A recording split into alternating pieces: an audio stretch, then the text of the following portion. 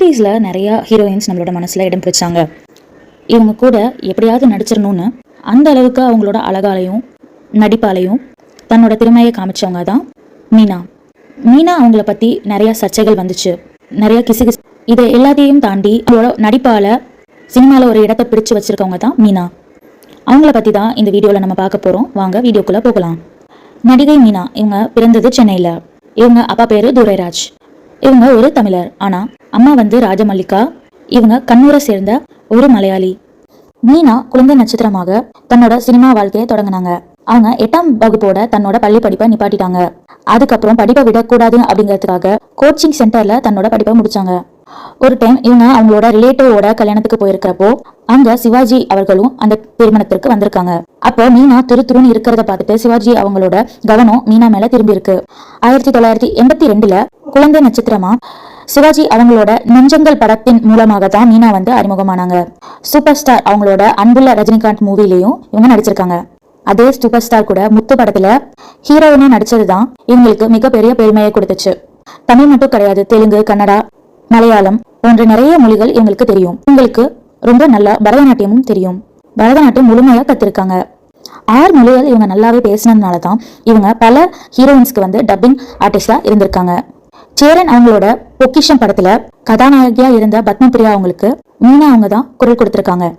ஷாஜகான் படத்துல விஜய் அவங்களோட மீனா ஆடின அவங்களோட டான்ஸ் எல்லார்கிட்டையும் நல்ல வரவேற்பை பெற்று இருந்துச்சு.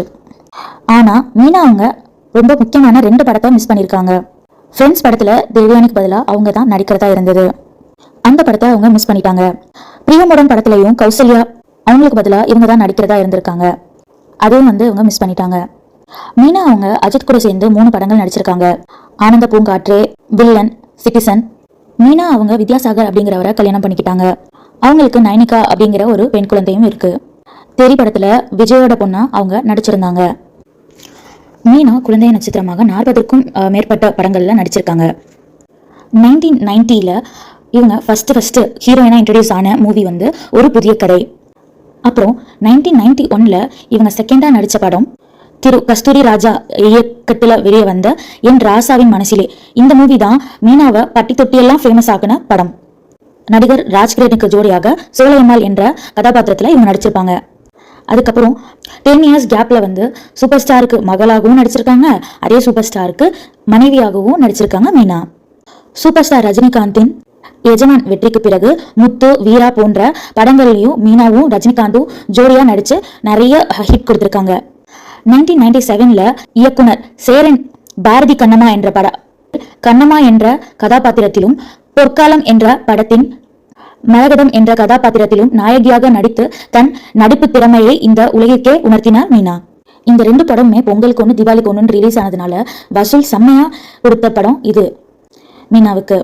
இந்த 2 படத்துக்காகவும் சிறந்த நடிகைக்கான தமிழக அரசின் விருதும் பிலிம்ஃபேர் விருதும் இவங்களுக்கு கிடைச்சது. மீனா அவங்களோட ஹஸ்பண்ட் வித்யாசாகர் 2022 இறந்து போயிட்டாங்க. எதனாலனா அவங்களோட நுரையீரலும் செயல் இழந்து போயிருச்சு. அவங்களுக்கு சரியான நுரையீரல் கிடைக்காதனால மற்ற உறுப்புகளும் செயலிழந்து போயிட்டு அவங்க காலமாயிட்டாங்க. எவ்வளோ ட்ரை பண்ணியும் தன்னோட ஹஸ்பண்டுக்கு சரியான லங் டிரான்ஸ்பிளான்ட் நடக்க முடியாததுனால மீனா அவங்க தன்னோட ஃபுல் பாடி பார்ட்ஸையும் தானமாக கொடுத்துருக்காங்க. அதற்கப்புறமேட்டு இவங்க சரியான படங்களை சூஸ் பண்ணி நடிக்கிறதுலேயே தன்னோட கவனத்தை வச்சிருந்தாங்க.